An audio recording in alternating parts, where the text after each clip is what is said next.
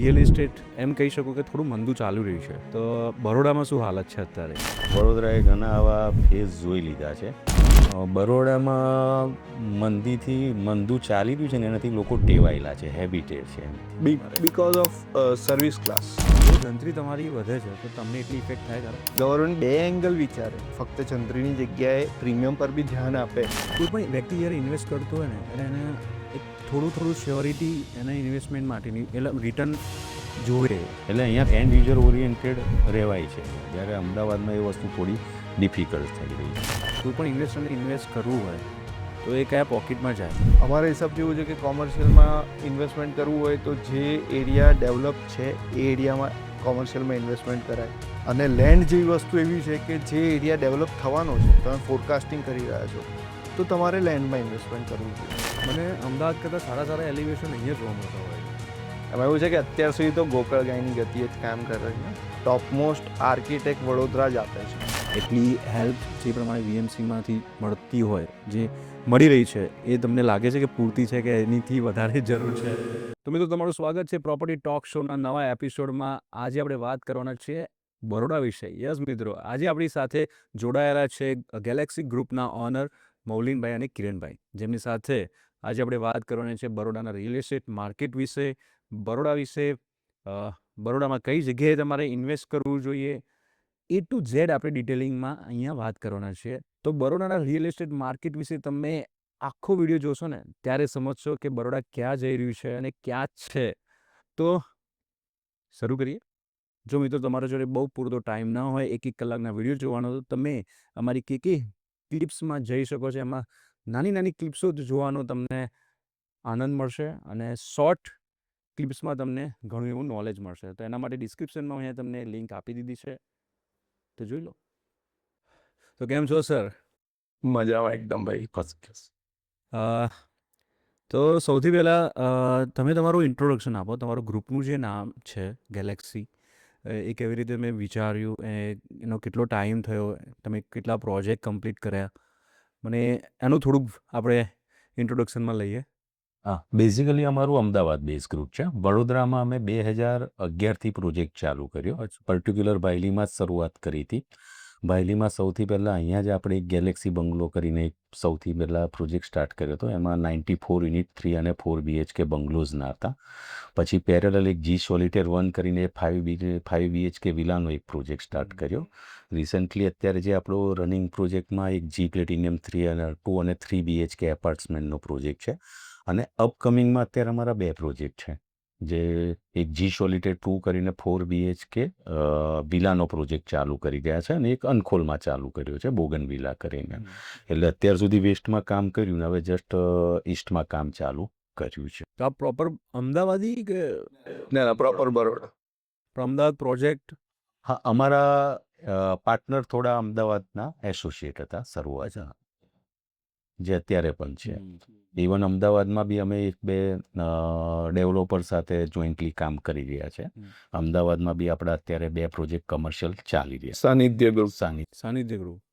કઈ બાજુ? નિકોલ, આપણે નિકોલમાં નિકોલ. અને પેલું તમારો નરોડા રાઈટ. અને એક હમણાં એક લોન્ચ કર્યો સિંધુ ભવનની નજીકમાં. તો સર, સૌથી પહેલો મારો પ્રશ્ન એ છે કે રિયલ એસ્ટેટ અત્યારે આપણે એમ કહી શકું કે થોડું મંદું ચાલુ રહ્યું છે. તો બરોડામાં શું હાલત છે અત્યારે? બરોડામાં મંદીથી મંદું ચાલી રહ્યું છે ને એનાથી લોકો ટેવાયેલા છે, હેબિટેડ છે. એટલે વડોદરા માટે આ વસ્તુ નવીન છે. વડોદરાએ ઘણા આવા ફેઝ જોઈ લીધા છે. ઇવન વડોદરા માટે થોડું જો કદાચ ફાસ્ટ ચાલે ને તો સરપ્રાઇઝિંગ છે વડોદરા જ. એ ગ્રેજ્યુઅલી સ્ટેડી ચાલ્યા કરે છે. એટલે વડોદરાના ડેવલપરો એનાથી ટેવાઈ ગયા. જેમ કે અમદાવાદમાં આપણે જોઈએ કે ભાઈ વર્ષ 2 વર્ષમાં પ્રોજેક્ટ સાયકલ હોય છે, તો જ્યારે અમે વડોદરામાં પ્રોજેક્ટ મૂકતા હોય ત્યારે અમે મેન્ટલી પ્રિપેર્ડ હોઈએ છીએ કે અમારી 3 કે 4 વર્ષની અમારી પ્રોજેક્ટ સાયકલ છે. એટલે એમાં કોઈક વખત તેજી પણ આવી જાય ને, બાકી ગ્રેજ્યુઅલી ચાલ્યા કરે છે. એનાથી એટલું બધું એમ પેનિક નથી થવાતું અહીંયાથી. Because of service class. બરોડામાં સર્વિસ ક્લાસ બહુ મોટો છે. હવે અમદાવાદ, રાજકોટ, સુરત જોડે કમ્પેર કરવા જાઓ તો એમાં એવું છે કે ત્યાં બિઝનેસ ક્લાસ વધારે છે પ્લસ સર્વિસ ક્લાસ છે, અને બરોડામાં બિઝનેસ ક્લાસ પણ ખરો, પણ પ્રભુત્વ વધારે સર્વિસ ક્લાસનું છે. ઇન શોર્ટ એન્ડ યુઝર વધારે છે અહીંયા, એટલે એન્ડ યુઝરનું જે પર્ચેસિંગ હોય એક તો થોડુંક સિલેક્ટિવ હોય છે અને થોડું ચૂઝી હોય એમને ચૂઝી હોય ને એના હિસાબે ગ્રેજ્યુઅલી ચાલ્યા કરે, એટલે એવું કંઈ સ્ટક પણ નથી જતી તું માર્કેટ, અને એવું કંઈક હાઈપ પણ નથી આવી જતું કોઈ ચાલો એક સાથે ગયું. અને આ બધું પાછું ડિપેન્ડ કરતું હોય છે લોકેશન અને પ્રોજેક્ટ પર પણ ડિપેન્ડ કરતું કઈ પ્રોડક્ટ છે તમારી, કયું બેઝિકલી અહીંયા તમને 22 લાખની પણ પ્રોપર્ટી મળે છે, અને અત્યારે લગભગ 5 કરોડ સુધીની પણ પ્રોપર્ટી ઇવન એપાર્ટમેન્ટની જ વાત કરું છું.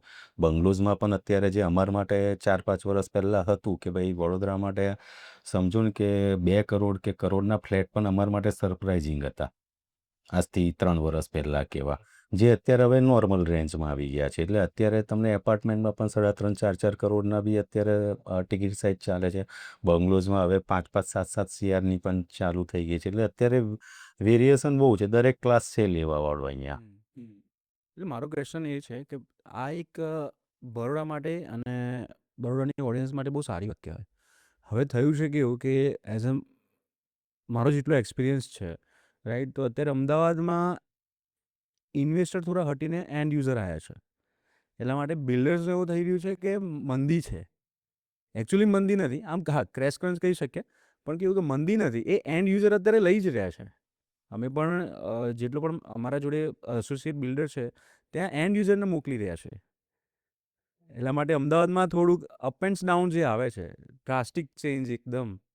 અને અમદાવાદમાં થોડુંક ડેવલપરને ઇન્વેસ્ટર ઓરિએન્ટેડ રહેવું પડે છે. એનું રીઝન શું છે કે જ્યારે અમે ડેવલપર કોઈ પણ લેન્ડ પરચેસ કરતા હોય તો વડોદરાનો ટ્રેન્ડ કેવો છે કે 2 થી 3 વર્ષની તમને પેમેન્ટ ટર્મ મળતી હોય છે લેન્ડ પેમેન્ટમાં. જ્યારે અમદાવાદમાં શું છે કે લગભગ 1 શોટ જેવું હોય છે, 6 મહિનાથી 9 મહિના. હવે 6 મહિનાથી 9 મહિનામાં એન્ડ યુઝર હશે એટલો બધો ડિસિઝન ફાસ્ટ નથી લેવાનો. કમર્શિયલને આ બધું છોડી દો તમે, તો રેસિડેન્શિયલમાં એટલું ફાસ્ટ ડિસિઝન નથી લેવાનું. તો જ્યારે ડેવલપરને શરૂઆતમાં લેન્ડ પેમેન્ટ કરવા માટે જે લિક્વિડિટીની જરૂર હોય છે એના માટે ઇન્વેસ્ટર ઓરિએન્ટેડ થવું જ પડે છે એમના. એટલે શરૂઆતમાં ઇન્વેસ્ટરોને સાથે અધરવાઇઝ નંબર્સ ઓફ પાર્ટનર વધારે લઈને ચાલો, બેમાંથી ગમે તે એક વસ્તુ તમારે કરવી પડે છે. જ્યારે વડોદરામાં ડેવલપરને એ લેવલનું પેનિક નથી આવતું કે ભાઈ ચાલો શરૂઆતમાં લેન્ડ 3-4, 25-30% આપીને તમને, ઇવન અહીંયા તો તમને જમીન માલિક દસ્તાવેજ સુદ્ધા પણ કરી આપે છે. 25% તમે અમાઉન્ટ આપી દો, તમને દસ્તાવેજ કરી આપે છે. એટલે તમે શું છે કે ભાઈ ચાલો એમાંથી જ પછી અર્નિંગ કરીને બી તમે એમને જમીન માલિકને, એટલે અહીંયા કસ્ટમર એન્ડ યુઝર ઓરિએન્ટેડ રહેવાય છે અહીંયા, જ્યારે અમદાવાદમાં એ વસ્તુ થોડી ડિફિકલ્ટ થઈ રહી છે. રાઈટ. મારો ક્વેશ્ચન જ્યારે પણ આ વાત આવી કે જે જમીન માલિક હોય છે રાઈટ, કે તમે જે પ્રમાણે કીધું કે બરોડામાં 3 થી 4 વર્ષની પેમેન્ટ કન્ડિશન હોય, તો આ વસ્તુ હું થોડીક અલગ લઈ જઈ રહ્યો છું કે એઝ અ જો જંત્રી તમારી વધે છે તો તમને એટલી ઇફેક્ટ થાય ખરા? જંત્રીમાં જે નવા પ્રોજેક્ટ આવી રહ્યા બંને રીતે છે ડેવલપર માટે અત્યારે, કે ડેવલપર એંગલથી સૌથી સારામાં સારી વસ્તુ થઈ છે અત્યારે. હું થોડી એ વાત કરું છું કે અત્યારે શું થતું હતું કે ભાઈ માર્કેટની જંત્રી લગભગ સમજો ને કે જે માર્કેટ રેટ છે, સપોઝ માર્કેટ રેટ ચાલતો હોય 4,000 રૂપિયા, બરાબર છે. ઓરિજિનલ જંત્રી ચાલતી હતી, અત્યારે ઇવન ડબલ થઈ હતી ને તો પણ 700 રૂપિયાની આસપાસ, પ્રીમિયમ 700 રૂપિયાની આસપાસ ચાલતી હતી જંત્રી. એટલે હવે જે પણ ડીલ કરવાના, અમે જે પેમેન્ટ આપવાના છે બરાબર, એ બધું અમે એક્સપેન્સમાં શો કરી શકવાના છે, અને જે હ્યુઝ એમાઉન્ટ હોય છે. હવે ફરક ક્યાં પડશે અત્યારે? એના માટે જો ગવર્મેન્ટ થોડો સપોર્ટ કરે તો એ વસ્તુ બી શોર્ટ થઈ જાય એવી છે. બેઝિકલી એવું છે કે ભાઈ જે સ્ટેમ્પ ડ્યુટી અમે ભરતા હતા એની અત્યારે સપોઝ કે સ્ટેમ્પ ડ્યુટી સૌથી પહેલાં તમારે વધારે ભરવી પડશે, એડિશનલ એક્સપેન્સ આવ્યો. સ્ટેમ્પ ડ્યુટીની એમાઉન્ટ નોમિનલ હોય છે, એ કદાચ અમે મેનેજ કરી પણ લઈએ. પણ જ્યારે હવે અમે પેડ એફએસઆઈમાં જતા હોય, સપોઝ કે 1.8 સુધીની અમને પેડ એફએસઆઈ મળે છે, હવે એના પરથી અમે 3 એફએસઆઈ કે 4 એફએસઆઈ જે અમે પ્રીમિયમ ભરતા હોય છે એ જંત્રીને રિલેટેડ હોય છે. જંત્રીના 40% કે જે રીતે હોય છે, પ્રોજેક્ટ વાઇઝ અલગ અલગ થતું હોય છે. તો એ કેસમાં અમારે પેમેન્ટો ધરખમ વધી જશે. સપોઝ કે અમુક જગ્યાએ તેવું જ કે 5-5, 7-7 ગણા પેમેન્ટો વધી જશે. તો અલ્ટિમેટલી એ પ્રોજેક્ટ પર જવાનું છે. તો ગવર્મેન્ટ હજી એના રિલેટેડ કે સપોઝ નવી શરતની જગ્યા હોય છે, એનું પ્રીમિયમ 40% હોય છે અત્યારે.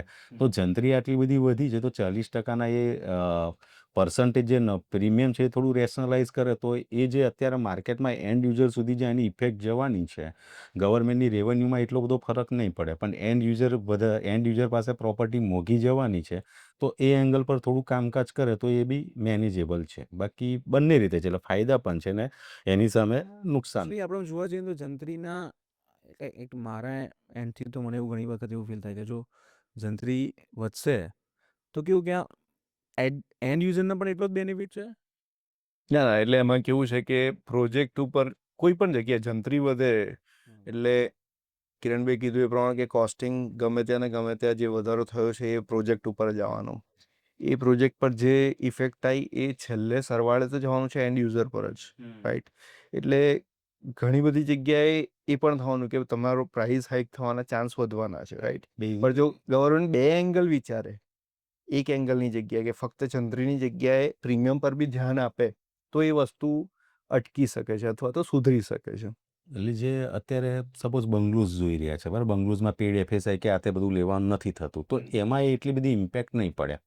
પણ એપાર્ટમેન્ટમાં જ્યારે આપણે વધારાની FSI યુઝ કરી રહ્યા છે અને એના પર ગવર્મેન્ટ પ્રીમિયમ ચાર્જ કરે છે, હવે જે પ્રીમિયમ ચાર્જ કરશે એ ડેવલપરે ઓલરેડી આટલા ટફ માર્કેટમાં ડેવલપરે પોતાના તો ઓલરેડી પ્રોફિટ કટિંગ કરેલા જ છે. અત્યારે જે પહેલાં હતું માર્જિન હતા એની જગ્યાએ આપણે સમજવું ને કે જેવી રીતે જગ્યાના ભાવ વધ્યા છે એવી રીતે ડેવલપરોએ એન્ડ પ્રોપર્ટીના ભાવ નથી વધાર્યા. સપોઝ કે અમારું જે જગ્યા 400 રૂપિયામાં ચાલતી હતી તે વખતે અમે જે પર સ્ક્વેર ફીટ માર્કેટમાં વેચતા હતા માલ, બરાબર છે, એ અત્યારે 4000માં એ અમે નથી વેચી શકતા. અમે પ્રોફિટ કટિંગ તો ઓલરેડી કરેલું છે. એટલે હવે ડેવલપરો પાસે એવી જગ્યા નથી કોમ્પિટિશનના માર્કેટમાં કે જે વધારાની જંત્રી ભરશે, આ ભરશે, તો એમાં એ કોસ્ટ કટિંગ થશે. તો એપાર્ટમેન્ટવાળા જે કેસોમાં તો એ ટ્રાન્સફર સીધું એન્ડ યુઝર પાસે જ થવાનું છે. એટલે એ કેસમાં પ્રોપર્ટીની પ્રાઇસ 100% વધશે, એમાં કોઈ એ નથી. જો ગવર્મેન્ટ એમના જે આ પ્રીમિયમમાં ના તે બધામાં જો પર્સન્ટેજ ડાઉન નહીં કરે તો. મારો બીજો એક આના રિલેટેડ એક ક્વેશ્ચન એવો છે કે જો જંત્રી વધી તો એન્ડ યુઝરનો જે દસ્તાવેજ થાય એમાં પણ વધારો થશે. દસ્તાવેજમાં વડોદરાનું માર્કેટ એવું છે ને કે મોટાભાગે સેલેરાઇઝ પર્સન છે અને એમને એવું છે કે એમને 100% ડોક્યુમેન્ટ જોઈતા જ હોય છે, બરાબર છે. એટલે બરોડા માટે એ વસ્તુ બરોડામાં જ્યારે સાહેબ સૌથી પહેલા જ્યારે વડોદરામાં 2010માં અમે 100% ડોક્યુમેન્ટ આપીને બંગલોઝમાં ડોક્યુમેન્ટ આપીને પ્રોજેક્ટ કરેલો છે. વડોદરામાં અમને એમાં સહેજ બી તકલીફ નથી પડી. ઇવન એપાર્ટમેન્ટમાં બી અહીંયા એવું હોય છે કે ભાઈ સપોઝ 50 લાખની પ્રોપર્ટી હોય છે, 50 કસ્ટમર એક્સપેક્ટેશન એવી હોય છે કે મને 50 લાખની ઉપર તમે કંઈક એક્સ્ટ્રા વર્ક કે એવું કરીને કરો, એને 50 લાખમાં બી હા એ કરી. એટલે એ એંગલથી વડોદરામાં એ વસ્તુ નથી. એટલે વડોદરા ઓલરેડી 100% ડોક્યુમેન્ટ પર કામ કરી રહેલું છે, બધે જ છે. અને લોન ઓરિએન્ટેડ બધા રહેતા હોય છે કે ભાઈ લોનથી જે લોકો કરતા હોય છે, એટલે એ એંગલથી વડોદરામાં એટલો બધો ઇમ્પેક્ટ નહીં પડે. એટલે જે આ પ્રીમિયમનો વધારો આવશે એનું વડોદરામાં સૌથી વધારે ઇમ્પેક્ટ દેખાશે. તો એટલે હા, પ્રીમિયમ એટલે સારો ઇમ્પેક્ટ ને ખરાબ ઇમ્પેક્ટ બંને વસ્તુ દેખાશે. તમે જે પ્રમાણે વાત કરીએ કે ઇન્વેસ્ટરનું માર્કેટ અને એન્ડ યુઝરનું માર્કેટ બે ટોટલી અલગ છે, રાઈટ. એટલે બરોડા આમ જોવા જાવ ને તો એન્ડ યુઝરનું માર્કેટ છે, એટલા માટે એટલો બધો ફરક નહીં પડે. પણ એક વસ્તુ સારી છે કે બરોડામાં જ્યારે પણ હું આ ડિસ્કશનમાં આવ્યો, હું ઘણા બધા બિલ્ડર્સને મળ્યો છું, સેમ પોઈન્ટ હોય છે એમના. પણ એ વસ્તુ બહુ સારી કહેવાય કે તમારામાં જો ડ્રાસ્ટિક ચેન્જ નથી આવતો, એ માર્કેટ તમારું સારી રીતે સ્ટેબલાઇઝથી જઈ રહ્યું છે, એકદમ પ્રોપર જઈ રહ્યું છે કે ભાઈ આપણે યરલી ગણો કે 20-25% વધારો હોય, એ જ બિઝનેસ કહેવાય આપણા માટે. તો એમાં શું છે, એક સાયકલ છે કે જો યરલી તમારું 20-25% ગ્રેજ્યુઅલી માર્કેટ વધે ને, તો એનો સૌથી મોટો બેનિફિટ શું છે કે આવા ડેવલપ એરિયા હોય. સૌથી પહેલાં સપોઝ મેં અહીંયા પ્રોજેક્ટ લઈને બેઠો, મેં જગ્યા અહીંયા 3000 રૂપિયા પર સ્ક્વેર ફીટ લીધી. હવે હું માલ લઈને બેઠો છું, મારો માલ 50% 60% વેચાયો.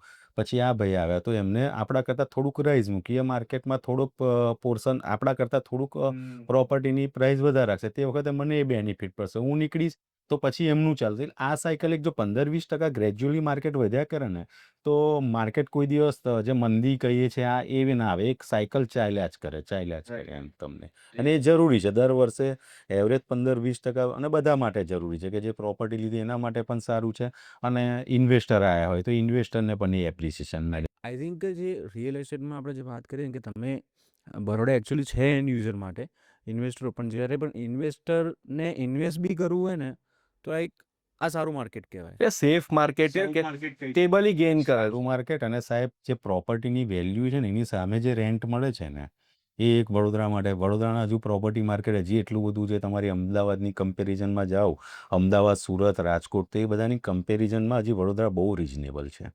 એટલે એ રિઝનેબલના હિસાબે જે ROI સેટ થતું હોય તમારે, જે રેન્ટેડ ઇન્કમ આવતી હોય અને એની સામે જે તમારું ઇન્વેસ્ટમેન્ટ છે, એ બેમાં તમને સારો એવો ફરક પડે છે કે ઓછા ઇન્વેસ્ટમેન્ટે તમને સારા રિટર્ન અહીંયા લઈ શકો છો. અને બધાની કેપેસિટી કદાચ એવી નથી હોતી. અમદાવાદમાં અત્યારે કરવું હોય તો પેલાને 2 કરોડ, 3 કરોડ, 4 કરોડની નીચે ઇન્વેસ્ટમેન્ટ હોય. હજી વડોદરામાં તમને 30 લાખનું ઇન્વેસ્ટમેન્ટ કરવું હોય તોય જગ્યા છે, 50 લાખનું કરવું હોય તોય છે, 4 કરોડ કરવા હોય તો પણ જગ્યા છે. એટલે દરેક જણ માટે વડોદરામાં નાનામાં નાના ઇન્વેસ્ટર માટે પણ જગ્યા છે કે તને રિયલ એસ્ટેટમાં આવવું હોય, નાનું મોટું ઇન્વેસ્ટમેન્ટ કરવું હોય તો એ કરી શકે છે. એટલે અત્યારે જે પ્રમાણે આપણે ડિસ્કશન કરીએ એ પ્રમાણે હું એવું વિચારું છું કે જ્યારે પણ કોઈ પણ વ્યક્તિ જ્યારે ઇન્વેસ્ટ કરતો હોય ને, એટલે એને એક થોડું શ્યોરિટી એના ઇન્વેસ્ટમેન્ટ માટેની, એટલે રિટર્ન જોવે, રાઈટ. એના પછી એ જોવે કે હું અહીંયા કેટલો સેફ, રાઈટ. આપણે જ્યારે પણ વાત કરીએ રિયલ એસ્ટેટની, સ્ટોક માર્કેટની, કે ભાઈ એનીથિંગ, કોઈ પણ માર્કેટ હોય, તો રિયલ એસ્ટેટ એક લાસ્ટ પોઝિશનમાં આવી જતું હોય છે, રાઈટ. રિસ્ક ફેક્ટર એટલું જોડાયેલું છે આમાં એ વસ્તુ. પણ એટલે તમે કમ્પેર કરવા જાઓ ને તો રિયલ એસ્ટેટ ખરેખર લાસ્ટ પોઝિશનમાં નથી. આમ જોવા જાઓ તો ફર્સ્ટ પોઝિશન જ કહેવાય, કારણ કે તમને સ્ટેબલ ગેઇન મળે છે, રાઈટ. તમે આજ સુધી એવું બહુ ભાગ્યે કોઈક એવા કેસમાં થયું હોય કે તમે કોઈ પ્રોપર્ટીમાં ઇન્વેસ્ટમેન્ટ અથવા તો એન્ડ યુઝર હોય અને 10 વર્ષ પછી કે 5 વર્ષ પછી વેચવા નીકળ્યો ને એનો નીચા ભાવે જાય, નોટ પોસિબલ. એવું શક્ય નથી. તમે લોંગ ટર્મ માટે સૌથી હા. બેસ્ટ ઇન્વેસ્ટમેન્ટ હોય ને તો રિયલ એસ્ટેટ. જેને Long સ્ટેબલ ગેઇન કરવો છે long એના માટે term બેસ્ટ માટે. છે. કોઈ બી જગ્યાએ ત્યાં પણ હશે ને અહીંયા પણ હશે, વડોદરામાં બી હશે. કે સપોઝ કોઈક વખત એવું થયું હોય કે 2-3 વર્ષની કમ્પેરિઝન કરવા જાવ તો કદાચ 2 વર્ષમાં ભાવ ના જ વધ્યા હોય. સપોઝ અહીંયા અમે ગેલેક્સી બંગલોમાં સૌથી પહેલાં અમે 39 થી 40 લેક્સમાં અમે પ્રોપર્ટી વેચવાનું ચાલુ કરી હતી તે વખતે, બરાબર છે. પછી થોડાક વધતા ગયા, 45 થી 48 ની વચ્ચે આવ્યા, 50 લાખ સુધીનું બી એક વખત એપ્રિસિએશન આવ્યું. પછી વચ્ચે 2 વર્ષ, 1.5-2 વર્ષ એવા હોય ને કે 50 લાખના ખાલી હાર્ડલી વધીને કદાચ 60 લાખે માર્કેટ પહોંચ્યું હતું. અને જે અત્યારે કોરોના પછી જે હાઇપ થયું, 60ના અત્યારે અહીંયા તમને 1-1 કરોડ સુધી પહોંચી ગયા છે. એટલે કોઈક વખત એવું થાય કે તમારે 2 વર્ષમાં પણ ઓલમોસ્ટ ડબલ થઈ જતા. અને કોઈક વખત તમે, એટલે લોંગ ટર્મ માટે જેને ઇન્વેસ્ટમેન્ટ કરવું છે, હા, એના માટે તો રિયલ એસ્ટેટથી સેફ કોઈ નથી. તમે ત્યાં સુધી તમે રેન્ટેડ ઇન્કમ ખાધી કે જે બી તમે કર્યું તમારું, એ તો તમારો બેનિફિટ છે ને લોંગ ટર્મમાં એનું એપ્રિસિએશન મળે જ છે. એટલે લોંગ ટર્મ માટે બેસ્ટ છે. હા, એની એક છે કે ભાઈ ટિકિટ સાઇઝ છે કે ભાઈ તમે બીજે બધે અત્યારે તમે નાનું મોટું ઇન્વેસ્ટમેન્ટ સ્ટોક માર્કેટમાં તમારા પાસે 5,000 હોય કે 10,000 હોય તો બી કરી શકો છો. રિયલ એસ્ટેટ માટે એક પર્ટિક્યુલર એક એમાઉન્ટ જોઈતી હોય છે.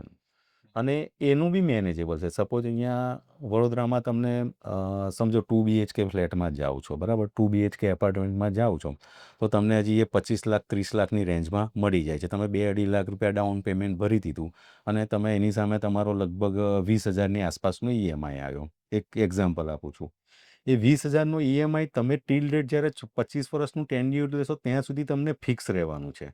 એ 20,000થી તમે 21,000 પણ નથી આપવાના, બરાબર છે. એની સામે તમે રેન્ટ અત્યારે 10,000 આજની તારીખે છે, 10ના 11 થશે, 13 થશે, 10% તમે ઇન્ક્રીઝ, તો 4-5 વર્ષ પછી એવું થશે કે તમે જે રેન્ટ આપો છો, તમે EMI ભરો છો, એના કરતાં તમારી રેન્ટની ઇન્કમ વધી જવાની છે. એટલે ઇન શોર્ટ તમારે મૂકવાની જગ્યાએ લેવાના પૈસા આવવાના છે. અને ઇન બિટવીન તમારી પ્રોપર્ટીની વેલ્યુ જે વધી એ તો તમારો એડિશનલ બેનિફિટ છે.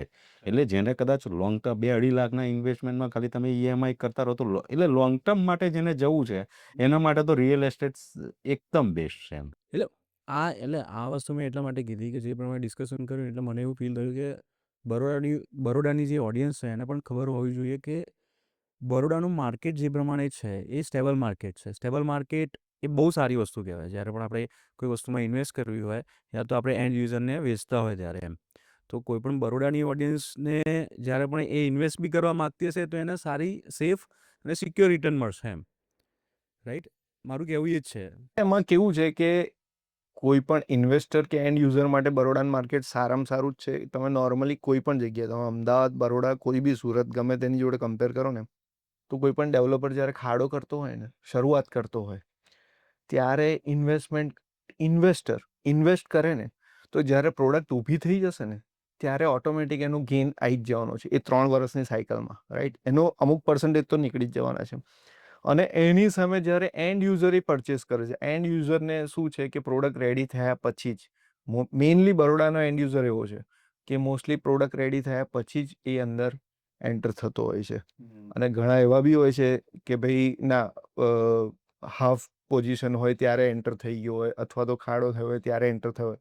તો એ જે પ્રાઇસ રેન્જમાં જે ડિફરન્સ આવે છે ને એ બંને માટે સારો હોય છે, એન્ડ યુઝર માટે પણ અને ઇન્વેસ્ટર માટે પણ. રાઈટ. એકચ્યુઅલી મારી પણ સોચ એવી જ છે કે જ્યારે પણ હું પોતે ઘરે લેવા જતો હોય તો હું જ્યારે રેડી ટુ મૂવ એટલે મતલબ હાફ એન્ડ 75% થઈ ગયું હોય ને ત્યારે જ હું લઉં છું. કારણ કે હું પોતે સિવિલ એન્જિનિયર છું ને તો હું ચોક્કસ થોડું ધ્યાન આપી લઉં કે હા મારે આવું જોઈએ. તો શું છે કે થોડુંક સપોઝ કોઈ જગ્યાએ તમે કયા ડેવલપર સાથે ડીલ કરો છો, એની પાસ્ટ ટ્રેક રેકોર્ડ કેવો છે, એ બધા પર. હવે કોઈક તમે એવું નથી કે જૂના જ ડેવલપરો આજની તારીખે સારું કામ કરે છે કે એમની જૂના ડેવલપરોને આ ઇસ્યુ નડતો નથી. જૂના ડેવલપર્સ કસ્ટમરનો એવું હોય છે કે ભાઈ આ તો એને એનું કામ જોયેલું જ હોય છે, એને એની રેપ્યુટેશન જોયેલી જ હોય છે, સારી કે ખરાબ બંને રીતે. એટલે એ ડેવલપરને કસ્ટમરને ડિસિઝન લેવામાં બહુ કંઈ તકલીફ નથી પડતી. થોડુંક નવા ડેવલપર જે આવ્યા હોય છે એના માટે આ વસ્તુ થાય છે. એટલે એમાં કસ્ટમર એવું વિચારે કે ભાઈ ચાલો આ તમે કીધું એવી રીતે કે ભાઈ રેડી ટુ મૂવ થાય, અમે એક વખત જોઈ લઈએ આ શું આપે શું નહીં. જ્યારે અમે સૌથી પહેલાં એ જ વસ્તુ કરી હતી. જ્યારે અમે વડોદરામાં પહેલી વખત કામ ચાલુ કર્યું ત્યારે સૌથી વડોદરામાં આ જ બધાને, વડોદરા માટે અમે એકદમ નવા હતા, અમારું કામ એમને જોયું નહોતું. અને તે વખતે વડોદરાની ને અમદાવાદની કનેક્ટિવિટી એટલી હતી પણ નહીં. એમ કે ભાઈ ચાલો વડોદરાનો માણસ અમદાવાદવાળાનો ઓળખાય અને અમદાવાદવાળા વડોદરાનું એટલું ગ્રુપને અત્યારે જેટલું આપણે કદાચ વડોદરામાં જેટલું આપણે ફેમિલિયર હોય છે એટલા અમદાવાદના ડેવલપરનું બી ફેમિલિયર હોય છે વર્ક રિગાર્ડિંગ. એટલે અમે સૌથી પહેલાં અહીંયા શું કામ કર્યું હતું કે ભાઈ સૌથી પહેલાં સેમ્પલ અમે આખું બનાવી દીધું હતું. અમારી જે કોમન એમિનિટીઝ અમે આપવાના હતા, સ્વિમિંગ પુલ, ક્લબ હાઉસ, એ જ અમે સૌથી પહેલાં બનાવ્યું હતું. એટલે કસ્ટમરને એક તો સૌથી પહેલાં એમિનિટીઝ રિગાર્ડિંગ જ હોય છે. એને મકાન જોઈ લીધું કે આ લોકો શું ડિલિવર કરવાના છે, એટલે એ પ્રોડક્ટ એને મળી ગઈ જોવા માટે. અને એમિનિટીઝ આ લોકોએ કહી તો છે, બ્રોશરમાં તો આટલું બધું બતાવ્યું છે, પણ આપશે કે નહીં આપે એક એનો ડાઉટ હોય છે. તો એ ડાઉટ પણ અમે સૌથી પહેલાં અહીંયા ક્લિયર કર્યો. એટલે રિયલ એસ્ટેટમાં કયા લોકેશન પર જાઓ છો, કયા માણસો સાથે અમે કઈ લોકાલિટીમાં કામ કરો છો, કે તમારો ક્લાયન્ટ બેઝ કોણ છે, એ બધા પરથી ડિસિઝન તમારે તમારી પ્રોજેક્ટને એ રીતે થોડુંક વર્કઆઉટ કરવું પડે. તો આઈ થિંક આ બધા ઇસ્યુમાં બહુ તમે ફેસ ના કરો. બાકી બધાને એવું હોય કે સસ્તી પ્રોપર્ટી જોઈએ છે અને એને ખબર બી છે કે ભાઈ પ્રોજેક્ટના ઇનિશિયલ સ્ટેજમાં જ મને સૌથી સારામાં સારી ડીલ મળવાની છે. તૈયાર થયા પછી તો લિમિટેશન હોય છે ડિસ્કાઉન્ટનું, પણ એક આ ફિયર હોય છે, એ ફિયર તમે દૂર કરી દો તો સૌથી પહેલાં જ તમારી જોડે કસ્ટમર એટેન્ડ થઈ જાય. એમ તમારી જોડે એટેચ થઈ જાય કસ્ટમર આ વસ્તુ સાથે. તો અત્યારે તો આપણે વાત કરી લીધી બરોડાની, ઓવરઓલ વાત કરી. ઘણું બધું મેં જાણ્યું કે બરોડામાં આવી રીતે માર્કેટ છે. હવે મારે એ જાણવું છે કે બરોડાના અંદર કયો એરિયા સૌથી વધારે ડેવલપિંગ છે અત્યારે, આમ મોસ્ટ ડેવલપિંગ એરિયા હોય બરોડામાં તો? બરોડામાં બે વસ્તુ છે. એક બરોડાનું કેવું છે કે સિલેક્ટિવ માર્કેટ છે અને બીજું નીડ બેઝ માર્કેટ છે. એટલે જે આખો વેસ્ટનો પોર્શન છે ને એ સિલેક્ટિવ છે. એટલે વેસ્ટનો પોર્શન ડેવલપ કેવી રીતે થયો બેઝિકલી આ પોર્શન બધો, એટલે આ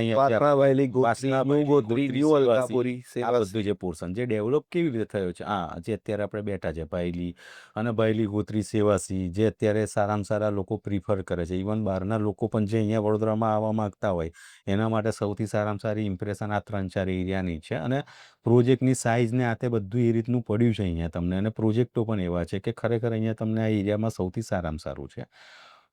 પણ આ માર્કેટ કેવું છે કે આનો ગ્રોથ થોડોક સ્લો છે એઝ કમ્પેર ટુ ઈસ્ટ. એનું રીઝન એવું છે અહીંયા કે તમને આ જે પોર્શનમાં જે પબ્લિક શિફ્ટ થઈ છે ને, અમારા સૌથી પહેલાં વડોદરાના જે ક્રીમ એરિયા હતા કે ભાઈ કારેલીબાગ, અલકાપુરી, સુભાનપુરા, ઇવન માંજલપુરમાંથી હજી લોકો ઓછા હટે છે પણ હવે આવવા માંડ્યા છે. ડ્યુ ટુ એ બધો એરિયા હવે શું છે કે પહેલાં રેસિડેન્શિયલ માટે બેસ્ટ હતો અને હવે ત્યાં ધીમે ધીમે કમર્શિયલાઇઝેશન ફૂલ વધવા માંડ્યું છે અને થોડુંક ડેન્સ થવા માંડ્યું છે. એટલે એ જે પબ્લિક મૂવ થાય છે કે જે એમને એટમોસ્ફિયર ત્યાં હતું એ એટમોસ્ફિયર અત્યારે એમને ભાયલી, ગોત્રી, સેવાસીમાં મળે છે. એટલે એ પબ્લિક જે સિલેક્શનના બેઝ પર આવે છે કે ભાઈ ચાલો એમને અહીંયા ગમે છે એરિયા, આ છે તે છે, એટલે એ બધું જે પબ્લિક મૂવ થઈ છે એ બધી પર્ટિક્યુલર આ એરિયામાં થઈ છે. હવે જે ઈસ્ટની વાત કરીએ કે ભાઈ પૂર્વમાં આખું નીડ બેઝ માર્કેટ છે. એટલે ત્યાં શું છે કે સૌથી પહેલાં તો હાઈવેની કનેક્ટિવિટી વર્ષોથી છે ત્યાં આગળ, નેશનલ હાઈવે નંબર 8ની. પ્લસ અહીંયા ત્યાં ઇન્ડસ્ટ્રીયલ એરિયા સારામાં સારા છે. Waghodia GIDC, Halol GIDC, Savli GIDC, આ બધું ઇન્ડસ્ટ્રીયલ એરિયા સારામાં સારો છે. ઇવન વડોદરાની જે સારામાં સારી યુનિવર્સિટી છે કે જે અત્યારે પારુલ યુનિવર્સિટી, બાબરિયા, એ બધું પણ ત્યાં છે. અને આ બધાની ઉપર જે વર્ષોથી એક ટ્રેડિશનલ એ લોકોનો કસ્ટમર છે કે ભાઈ આખો રૂરલનો બેલ્ટ, એટલે કરજણથી લઈ અને ડભોઈ, પછી આ બાજુ હાલોલ, કાલોલ, આ બાજુ કરજણ બી નથી કહેતો, હું તો ભરૂચ, અંકલેશ્વર કહું છું. ત્યાંથી પબ્લિક હા એ બરોબર, ત્યાંથી અહીંયા માઇગ્રેટ થઈ રહી છે. વાઘોડિયા રોડનો જે એરિયા છે એ આખો અત્યારે ડેવલપ થયો છે બીકોઝ ઓફ રૂરલ એરિયા. કારણ કે બધાને એવું છે કે કનેક્ટિવિટી બરોડાની પણ એટલી સરસ રીતે મળી જાય છે, પ્લસ રૂરલમાંથી તમે સિટીમાં આવી જાઓ છો, તમારી નીડ બધી પૂરી થાય છે, સ્કૂલ, કોલેજ, તો ફેમિલી બધું વેલ ડેવલપ થઈ જાય અને લોકોને એવું થાય કે અમે સિટીમાં પણ આવી ગયા. એટલે એ સાઈડનો પટ્ટો વધારે સારી રીતે ડેવલપ થયો. અને બીજું એવું છે કે વડોદરાને સેન્ટ્રલથી પકડીને ચાલો ને તો એવું નથી. બરોડાનો ક્રાઇટેરિયા આમ ગોળ સર્કલ જોવા જાવ તો 15 કિલોમીટરનો છે સેન્ટ્રલમાંથી ગણો ને તો આજે હું એક્સ એરિયામાં રહેતો હું તો મને વાય એરિયામાં આવતા એટલો સમય નહીં લાગે. એટલે મારા માટે એવું નથી કે યાર મારે છે ત્યાં રહેવા જવાનું. એ બરોડામાં એ ઓપ્શન ઘણા બધા ખુલ્લા છે. એટલે લોકોને કેવું છે કે સેન્ટ્રલ પકડીને ચાલે છે. અહીંયા કોઈની બી ઇન્વેસ્ટમેન્ટ કરતો હોય, હા, સિવાય કે જે બહારથી નવા આવે છે એ લોકો પર્ટિક્યુલર ઓપી રોડ, અલકાપુરી, આની જે નજીક પડતો હોય ને એ એરિયા જોતા હોય છે. અને જેમ કિરણભાઈ કીધું એ પ્રમાણે માંજલપુર વાળો છે તો માંજલપુર વાળાને વાસણાભાઈલી શિફ્ટ થવામાં વાંધો નહીં આવે, કેમ કે એના માટે 3-4 કિલોમીટરનું ડિસ્ટન્સ છે.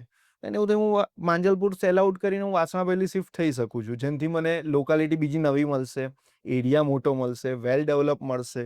એ બધી ઘણી બધી વસ્તુઓ અંદર ડિપેન્ડ કરે છે. એટલા માટે બરોડામાં કેવું છે કે સરાઉન્ડિંગ નાનું હોવાના લીધે બધા જ એરિયા અલગ અલગ ટાઈપથી ડેવલપ થાય છે. જ્યારે એક્સપ્રેસ હાઈવે બન્યો આપણો અમદાવાદનો ત્યારે કયો આપણો સમાસાવલી વાળો એ એરિયા સખત ડેવલપ થયો, બરાબર? એ ટાઈમે સેમ વસ્તુ હવે અહીંયા થઈ છે. અત્યાર સુધી ઘણા લોકોને એવું હતું કે ભાઈ ભાયલી, સેવાસી, ગોત્રી એરિયા ગમતા હતા બહુ, પણ કનેક્ટિવિટીના હિસાબે સિટી ક્રોસ કરીને જવા માટે, હા, જેને અમદાવાદ બોમ્બેની કનેક્ટિવિટી જોઈતી હતી એ લોકો થોડુંક શિફ્ટ થવામાં વિચારતા હતા.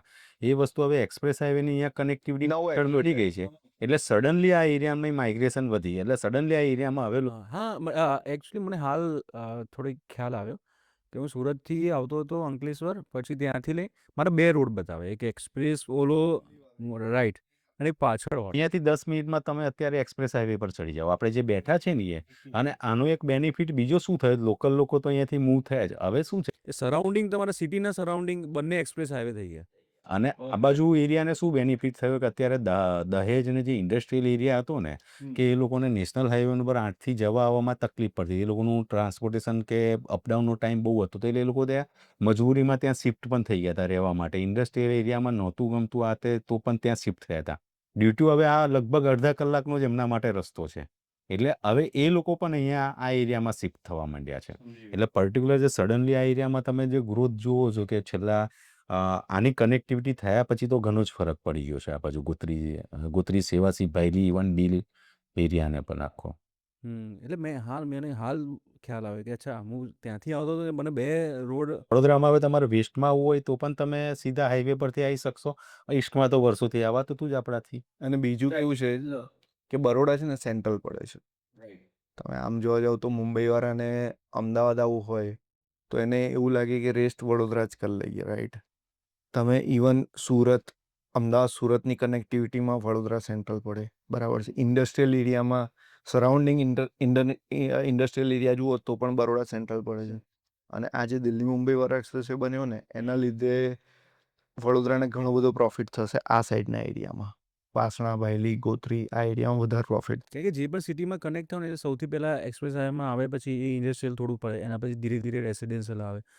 એ સારી, અહીંયા કદાચ અત્યારની ઓડિયન્સ માટે ઇન્વેસ્ટમેન્ટ માટે પણ બેસ્ટ છે. હવે તો તમારે જે અત્યાર સુધીનો ગ્રોથ હતો ને હવે એ મલ્ટિપ્લિકેશનમાં ચાલશે. ઈસ્ટ જે આટલું બધું ડેવલપ થયું ને, ઈસ્ટ જે પૂર્વનો પટ્ટો આટલો બધો ડેવલપ થયો, એક જ બીજા બધા ફેક્ટર તો છે પણ મેઇન કનેક્ટિવિટીનું હતું કે સીધી તમારે નેશનલ હાઈવે નંબર 8ની કનેક્ટિવિટી મળી. એ આટલા વર્ષો પછી વેસ્ટમાં હજી અમને મળી. એટલે હવે એનો તમને હવે અહીંયા જે ઇવન અમે તો એવું લાગે છે કે કદાચ અમે હવે અંદર આવીશું અને બહાર ડેવલપમેન્ટ વહેલું ચાલુ થશે. નેશનલ હાઈવે, હા, એક્સપ્રેસ. અને ઇવન અત્યારે ગવર્મેન્ટ એક પાછો 75 મીટરનો રિંગ રોડ પણ અહીંયા પાછળ ઓપન કરી રહી છે.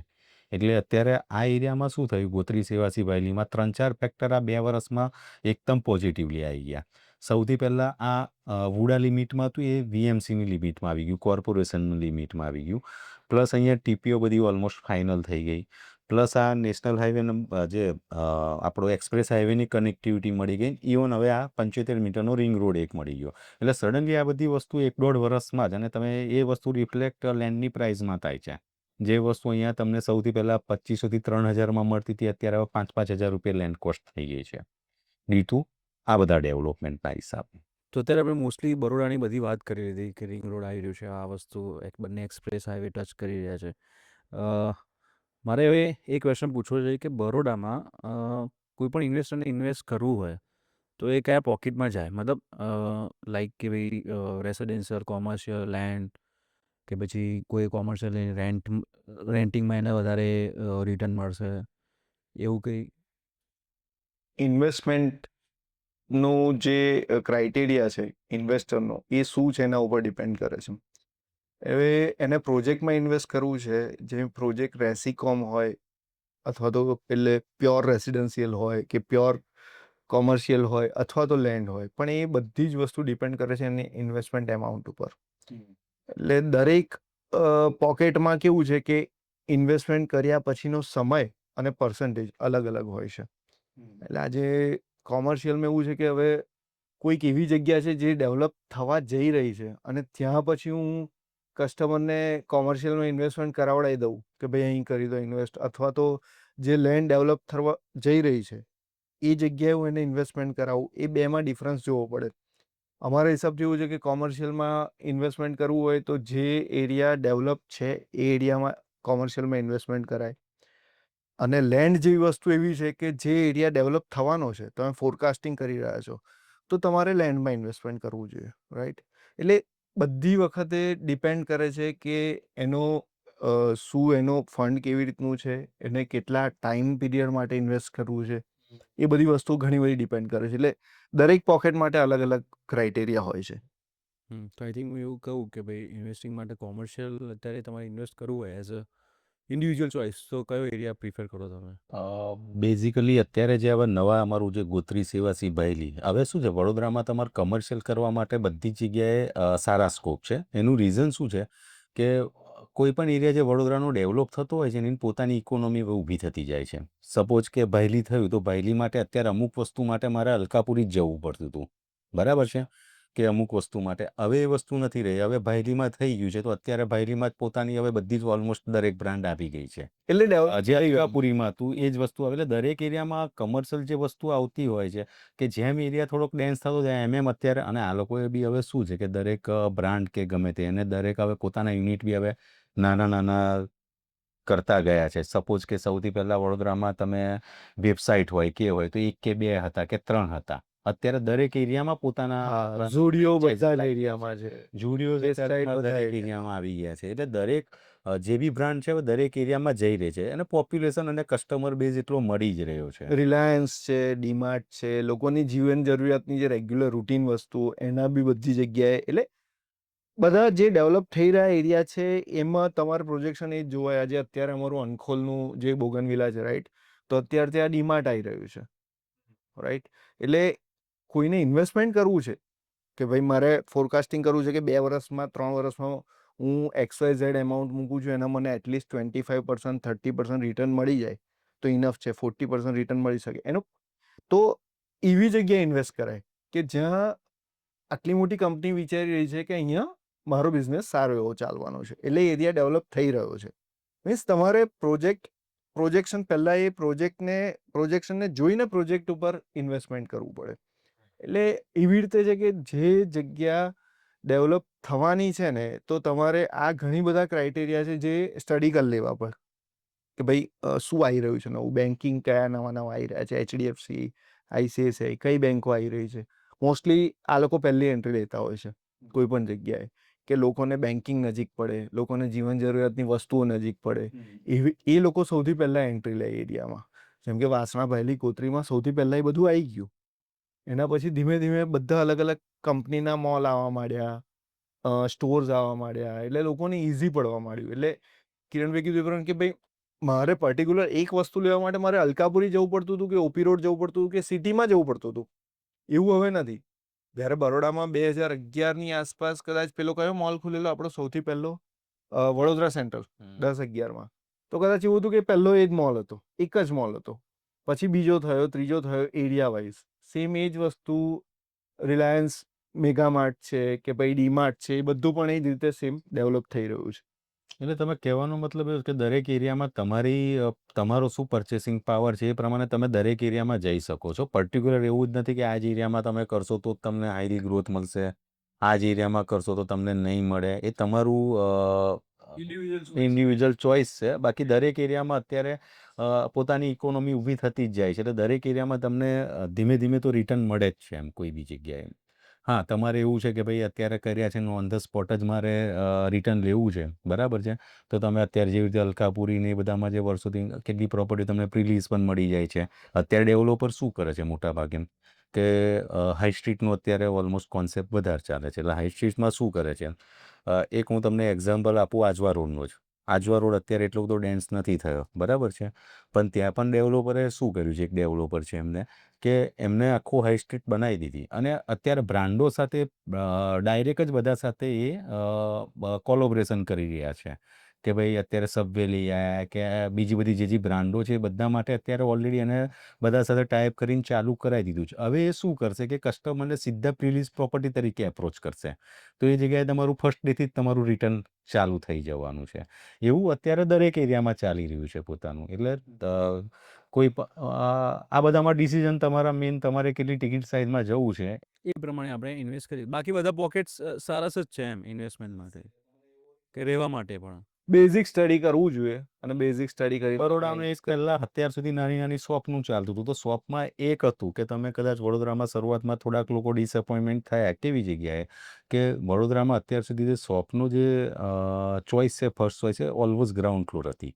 તમે ફર્સ્ટ ફ્લોર પર જાઓ એટલે ફર્સ્ટ ફ્લોર પર એટલા રેન્ટ પણ નથી આવતા, એટલું સેલિંગ પણ નથી થતું. એટલે વડોદરામાં ઓલમોસ્ટ એવું હતું કે ભાઈ ગ્રાઉન્ડ ફ્લોરની શોપ્સ તમારી ફર્સ્ટ ચાલતી હતી. તો જે થોડોક ફેઝ એવો આવ્યો જ્યાં ડેવલપરને થોડીક સમજવામાં વાર લાગી કે ભાઈ ફર્સ્ટ ફ્લોર પર અત્યારે એટલું નથી માર્કેટ, આ છે તે છે, તો એને હવે ડબલ હાઇટની શોપ કરીને એવી રીતે હવે બધા સોલ્યુશન. અત્યારે જે ડેવલપરો બી ડિઝાઇન કરી રહ્યા છે ઇન્વેસ્ટરને રિલેટ કરીને જ કરી રહ્યા છે. એટલે અત્યારે તમારે કોઈ પણ એરિયામાં એવું નથી કે ભાઈ તમને નહીં રિટર્ન મળે કે બધા રિટર્ન મળશે. તમારું ટિકિટ સાઇઝ, તમે કયા એરિયાને એપ્રોચ, એ થોડાક ફેમિલિયર છો, તમને કયો એરિયા નજીક પડે છે, તો એવી રીતે તમે કોઈ પણ એરિયામાં અત્યારે જઈ શકો છો. ઓકે. સો મારો ક્વેશ્ચન હવે એ છે કે જ્યારે પણ બરોડાની વાત આવે, બરોડામાં એઝ અ બિલ્ડર તમે આપણે વાત કરીએ વીએમસીની, તો તમને એટલી હેલ્પ જે પ્રમાણે વીએમસીમાંથી મળતી હોય, જે મળી રહી છે, એ તમને લાગે છે કે પૂરતી છે કે એનીથી વધારે જરૂર છે? એટલે આ કદાચ અંદરની વાત છે, પણ ઘણી વખત કમ્પેર બી થઈ જતું હોય કે ના ના, બહારની જ વાત છે, બહારની જ વાત કહેવાય. એમાં એવું છે કે અત્યાર સુધી તો ગોકળ ગાયની ગતિએ જ કામ કરતા હતા. અત્યારે હમણાં સ્પીડ થોડીક પકડે છે, જેવી રીતે 75 મીટરનો રિંગ રોડ જે અત્યારે ડેવલપ થવા જઈ રહ્યો છે, ચાલુ કરી દીધું છે કામ. પણ ઇવન ટીપી ઓપન કરવાની તો કેટલા વર્ષથી લોકોને ખબર જ છે કે કેટલી બધી ટીપી ઓપન નથી જ થઈ. ઇવન ઘણી તો માંજલપુરમાં બી એવી ટીપી જે આજ સુધી ઓપન નથી થઈ, રાઈટ, હજુ ઓપન નથી કરી રહ્યા. એટલે હજુ સ્લો ચાલે છે. એટલે થોડો વીએમસીનો કે વુડાનો બંનેનો થોડો સપોર્ટ મળે ને તો પબ્લિક માટે પણ સારું છે, ડેવલપર માટે પણ સારું છે. પણ એ હજુ થઈ રહ્યું છે એવું છે. થઈ રહ્યું છે ને, એ છેલ્લા લગભગ 2-3 વર્ષમાં ઘણું આના માટે એ લોકોએ વિલફુલી કામ કર્યું છે અને એના રિઝલ્ટ હવે આપણે જોઈ રહ્યા છે. જે પહેલાં હતું એના કરતાં તો અત્યારે ઘણો ફરક છે એમાં, અને એના લીધે જ આટલા બધા નવા એરિયા બધા ઓપન થયા છે. જે એના લીધે નવા એરિયા ઓપન થયા તો થોડુંક એફોર્ડેબલ બી માર્કેટ કસ્ટમરને મળ્યું છે. એટલે જે પહેલાંની કમ્પેરિઝનમાં વાત કરીએ તો અત્યારે 100% હા, ફરક પડ્યો છે સપોર્ટ પહેલા કર્યો, સરસ સપોર્ટ છે. પણ આમ એવું બી કહી શકીએ કે જે સ્ટેટ હાઈવેના લીધે આપણને આ વસ્તુ વધારે મળતી હોય, જો અંદર બી એટલી વળી જાય મળી જાય તો મલ્ટિપ્લિકેશન એનું બેનિફિટ મળે બધાને. પણ એ અત્યારે સારું કામ કરી રહ્યા છે. અત્યારની ઓથોરિટી લગભગ છેલ્લા 4-5 પહેલાં એવું કામ હતું કે વુડા કોઈ દિવસ રોડ રસ્તા નહોતું બનાવતું, ખાલી ટીપી ખોલી દેતા હતા. એ સૌથી પહેલાં અમારા વાયલીમાં, બીલ, કલાલીમાં અત્યારે એ લોકો એડવાન્સમાં બધા રોડ રસ્તા ખોલી દે છે. જે ત્યાં અત્યારે ડેવલપમેન્ટ સ્ટાર્ટ નથી થઈ ત્યારે પહેલાં એ ઇન્ફ્રાસ્ટ્રક્ચર આપવા માંડ્યું છે. ચાપડ સૌથી મોટું એક્ઝામ્પલ. ચાપડ અમારું ત્યારે ભાઈ, પછી અત્યારે ઇવન અનખોલ, બરાબર. અનખોલ અત્યારે સૌથી ઇવન મોટું એની પાછળ example તમે છે. જાઓ તો આમોદર પાસે બી અત્યારે રોડ રસ્તા ખુલવા માંડ્યા છે. એટલે છેલ્લા 5-7 વર્ષમાં એ બાબતે એ લોકોએ ધ્યાન આપ્યું છે અને હવે એના રિઝલ્ટ દેખાઈ રહ્યા છે. અને બેઝિકલી બધી જગ્યાએ એ જ હોય છે, કનેક્ટિવિટી મળે એટલે ઓટોમેટિક ડેવલપમેન્ટ સારું થાય જ છે. અને થોડુંક સ્પ્રેડ થતી હોય તો કેવું થાય છે કે ભાઈ ડેવલપરને બી નંબર્સ ઓફ ચોઇસ વધારે મળે છે. ઇવન માર્કેટના રેટ, જમીનના રેટ પણ થોડા કંટ્રોલ થાય છે. કોઈ લિમિટેડ નથી રહ્યું હવે અત્યારે તમારે કોઈ બી જગ્યાએ, કે હવે માર્કેટમાં તમને જગ્યાના ચોઇસ મળે છે તો એ પ્રમાણે થોડુંક પ્રાઇસ પણ જે કમ્પેરેટિવલી જગ્યાઓની ને આ તે બધી બી અત્યારે રિઝનેબલ ચાલી રહી છે. આના બેનિફિટ જોઈએ તો એ લોકોને 4-5 વસ્તુ બેઝિક જોઈતી હોય છે. એક ગટર લાઈન જોઈએ, રોડ રસ્તા કનેક્ટિવિટી માટે જોઈએ, તમારી પાણીની લાઈન હોવી જોઈએ અને ગેસ લાઈન હોવી જોઈએ, અને ઇલેક્ટ્રિસિટીનો સપ્લાય રેગ્યુલર પ્રોપર હોવો જોઈએ. બસ આ 4-5 વસ્તુ ઉપર જ કોન્સન્ટ્રેટ કરીને લોકો ઇન્વેસ્ટ કરતા હોય છે કે કઈ જગ્યાએ આ વસ્તુ ઇઝી ઇવન અત્યારે એના માટે કોર્પોરેશન ખરેખર સારું કામ કરી રહી છે. અમારા બાયલી એરિયામાં તમારે અત્યારે પાણીની લાઈનો નખાઈ ગઈ, ગેસ લાઈન નખાઈ ગઈ. ઇવન અમે અનખોલમાં કામ કરીએ છીએ, બરાબર. ત્યાં પણ તો એ વીએમસી આવ્યું નથી, તે છતાં બી ત્યાર પહેલાં એમને પાણીની લાઈનો લાઈનો કરી દીધી છે, પાણીની લાઈનો નાખી દીધી છે. અત્યારે ઇવન ગેસ લાઈનનું પણ ત્યાં કામ ચાલુ થઈ ગયું છે. એટલે અત્યારે હવે ગવર્મેન્ટ, અહીંની ઓથોરિટી ખરેખર ઇન્ટરેસ્ટ લઈને કામ હવે કરી રહી છે. એમાં અમને પણ થોડી હવે મજા આવી રહી છે, રાઈટ. અને જે રહેવા આવશે એમને પણ થોડીક ફેસિલિટી જલ્દી મળે. એટલે પ્રોજેક્ટ કરવાનો અમારો બી કોન્ફિડન્સ વધે કે ભાઈ ના, સિલેક્શન અમારું બી મલ્ટિપલ જગ્યાઓ પર હોઈ શકે. પહેલા તો કેવું હતું કે એ બધું નહોતું થતું, એને લીધે કેવું છે જે ડેવલપ એરિયા હા, તમે એ જગ્યાએ પ્રોજેક્ટો કરી હવે આપણે થોડુંક દૂર જઈને પણ વિચારી શકીએ છીએ ભાઈ, થોડું કસ્ટમરને અફોર્ડેબલ આવે, આપણું બી થોડુંક સેલિંગ ફાસ્ટ થાય. એ એંગલથી આપણે બી હવે દૂર માટે હવે એ કોન્ફિડન્સ આવ્યો છે કે અહીંયા 1-2 વર્ષમાં આવી જશે ડેવલપમેન્ટ એમ. બાકી પહેલાં જતા હતા તો એવું થશે ક્યારે રોડ પડશે, ક્યારે. અને હવે આપણે ઇવન કસ્ટમરને બી થોડા કોન્ફિડન્સથી કહી શકીએ છીએ અને કસ્ટમર બી હવે સમજે છે કે ના, હવે કામ થવા માંડ્યું છે અને હવે ફાસ્ટ થવા માંડ્યું છે. ઓકે. સો હવે એટલે એમાં કેવું છે કે જ્યારે પણ હું અમદાવાદથી થોડો બહાર આવું અને બરોડા, સુરત, રાજકોટ, પણ ઘણી વખત હું કેવું કે મને અમદાવાદ કરતાં સારા સારા એલિવેશન અહીંયા જોવા મળતા હોય છે. એ મેં જોયેલું છે એમ. એટલે ભાઈ પોટેન્શિયલ છે, પણ વસ્તુ કહેવાય કે પોટેન્શિયલ તો બહુ જબરજસ્ત છે, કારણ કે એમાં એવું છે કે ટોપમોસ્ટ આર્કિટેક્ટ વડોદરા જ આપે છે. MS યુનિવર્સિટીમાંથી તમને નામ બધાના ના બોલી શકું, પણ એવા છે ઘણા બધા નામ છે જે નેશનલ લેવલ પર અને વર્લ્ડ લેવલ પર કામ કરી રહ્યા છે આર્કિટેક્ટ, જે બરોડાને રિલેટ કરે છે અને બરોડામાંથી જ બહાર નીકળેલા છે. એટલા માટે તમે એનું સ્ટ્રક્ચર, એલિવેશન જોશો ને તો કમ્પેરિઝન કરવામાં થોડી એવું છે કે ના, સાલું અમદાવાદ આટલું ડેવલપ છે કે સુરત કે રાજકોટ આટલું ડેવલપ છે, પણ વડોદરાના સ્ટ્રક્ચર જોવાની મજા આવશે. તો આપણે ઘણી બધી વાત કરી હતી રિયલ એસ્ટેટ વિશે, અને તમે એવું સારું એવું મને નોલેજ મોટા ભાગનું આપી દીધું કે શું હું પણ અહીંયા સર્વે કરું તો પણ મને ઇઝી રહેશે.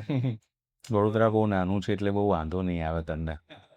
ના, રહેવાની પણ પણ મજા આવે છે. હું જ્યારે પણ હવે કેવું થઈ ગયું કે અમદાવાદથી મારે બરોડા આવે એટલે મારા માટે 2-1 કલાકની વાત થઈ એમ, અને ઇઝીલી, અને મને મજા આવે છે. બરોડા ખબર નથી. ના, રહેવા માટે અહીંયા બધાને જ ઘણા મજા લોકો મારા અહીંયા આ એપાર્ટમેન્ટની જી પ્લેટિનિયમની જ વાત કરું ને, અહીંયા તો 2 ફેમિલી એવા છે કે જે કલકત્તા હતા અત્યાર સુધી. એમના સને અહીંયા જોબ કરી તો અહીંયા સારું, તો અત્યારે એ લોકો ત્યાં બધું વાઇન્ડ અપ કરીને અહીંયા શિફ્ટ થયા છે કલકત્તાથી. ઇવન ઘણા લોકો એવા છે કે જે બોમ્બેમાં અત્યારે સમજું છું કે રિટાયર્ડ લાઈફ કરતા હોય, છોકરાઓ લગભગ એબ્રોડમાં જતા રહ્યા હોય, તો બોમ્બેમાં ત્યાંની લાઈફસ્ટાઈલ પ્રમાણે એ લોકોને એફોર્ડ કરવાનું તકલીફ પડી હતી. તો એ લોકો બી અત્યારે મારા બંગલોઝમાં આજથી કેટલા વર્ષ પહેલાં લોકો એવી રીતે 4-5 ફેમિલી જે બોમ્બેથી શિફ્ટ થયેલા છે, ઇવન એપાર્ટમેન્ટમાં પણ ઘણા લોકો. એટલે લોકોને જ્યારે મૂવ થવું હોય છે ત્યારે તો લગભગ, અને અહીંયા શું છે કે તમને એક પીસ છે, સેફ્ટી છે, કે જે બહારના બધા તમે બીજા બધા છે, અને હજી એટલું બધું કોસ્મો નથી થયું વડોદરા. એટલે એક હજી તમારે થોડું ટ્રેડિશનલ ચાલ્યા કરે છે અત્યારે. એટલે પણ બરોડામાં કેવું અમુક વખત એવું ફીલ થાય કે એટલે મોસ્ટલી કારણ કે કેવું કે એક થોડું મુંબઈ ટચ આવે, થોડુંક અમદાવાદ ટચ આવે, પ્રોપર બરોડાનું ટચ આવે. કારણ કે એમાં કેવું છે કે આજે એવા ઘણા બધા એક્ઝામ્પલ કિરણભાઈ આપ્યું, એવું સેમ બીજું એક આપું કે આપણો જે કોરિડોર પ્રોજેક્ટ થયો ગુડ્સ કોરિડોરનો પ્રોજેક્ટ રાઈટ, એના એન્જિનિયર્સ હતા ને મેં તો એ લોકોને જોયા છે કે જે વડોદરા ફર્સ્ટ ટાઈમ આવ્યા હતા બીકોઝ ઓફ પ્રોજેક્ટ, અને એ પછી એમના ફેમિલી લઈને અહીંયા સેટલ જ થવા માંગે છે. એની બદલી થઈ XYZ જગ્યાએ, પણ એનું ફેમિલી બરોડામાં રોકાઈ ગયું છે, એને શિફ્ટ કરી દીધા. એવા ઘણા બધા છે, કારણ કે અહીંયા એક તો સેફટી છે, ન્યુસન્સ કોઈ તમને એવું મળશે નહીં, શાંતિવાળો એરિયા, રેડી એટલે ટોટલ સરાઉન્ડિંગ વ્યવસ્થિત, પ્રોપર, નાનું, વ્યવસ્થિત, અને રહેવાની બધાને દરેક એરિયામાં મજા. ડિસન્ટ ઓડિયન્સ છે એકદમ, એવું કહી શકીએ. ક્રાઉડ ખરેખર તમને વડોદરામાં ડિસન્ટ મળે છે તમને. આમ એકદમ બરોબર છે કે સંસ્કારી નથી. હા, એ કહેવાય છે એટલે હજી બી એ છે ટચ છે. એટલે હજુ બધાને આટલા એકબીજાની શરમ નડે. ડેવલપમેન્ટની સાથે સાથે પણ હા. આટલા ડેવલપમેન્ટની સાથે સાથે પણ હજી એ વસ્તુ જળવાઈ રહી છે વડોદરામાં. તો લાઈક હવે હું વાત કરું કે એઝ અ બિલ્ડર તમારે કોઈ એક એવા એરિયામાં, મતલબ તમને એવું કે એરિયા ગમતો હોય કે જ્યાં તમે ઘર લેવા ઈચ્છતા હોય, રાઈટ, તો તમે કયો એરિયા લો? ડેફિનેટલી એ બાબતે તો અમે કહીએ જ છે. હું તો મારા માટે નહીં, દરેક જણને કહું છું કે વડોદરામાં ગોત્રી, એટલે સેવાસી કે ભાયલી, બેમાંથી એક એરિયા, એ બેમાંથી એક એરિયામાં તમારું મકાન 100% હોવું જ જોઈએ. મારા રહેવા માટે તો ઠીક છે, હું તો દરેક જણને કહું છું.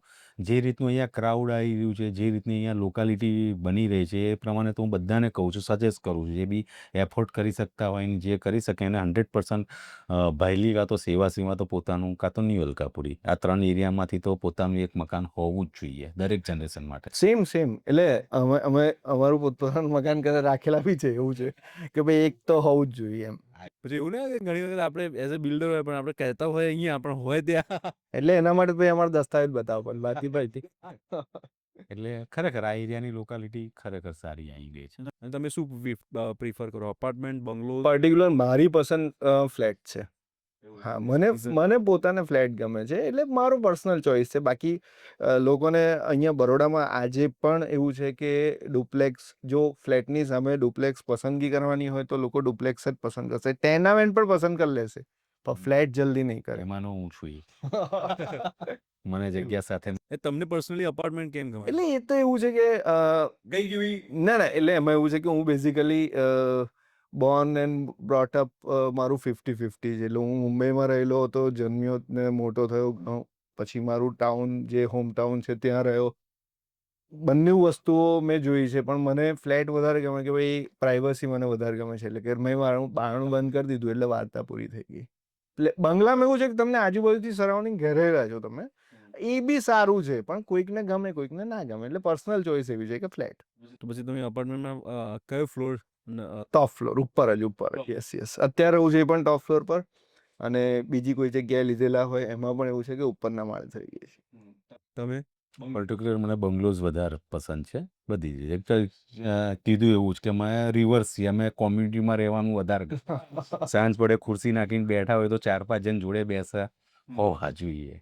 રાઈટ. અને બેઝિકલી અમે સમજો ને કે ભાઈ હું અત્યાર સુધીનું મારું પાસ્ટ જે લાઈફ છે, ઓલમોસ્ટ હું રૂરલ એરિયામાંથી વધારે રહેલો છું અત્યાર સુધી. એટલે રૂરલનું એક કલ્ચર છે એ થોડુંક અહીંયા બંગલોઝમાં વધારે સેટ થતું હોય છે. મારું મિક્સ થઈ ગયું છે. હું અત્યારે ગાંધીનગર રહું છું, તે ટોપ ફ્લોર પર રહીએ છીએ, અને મારું પ્રોપર ગામ મારું માણસા થાય, એ બંગલો છે.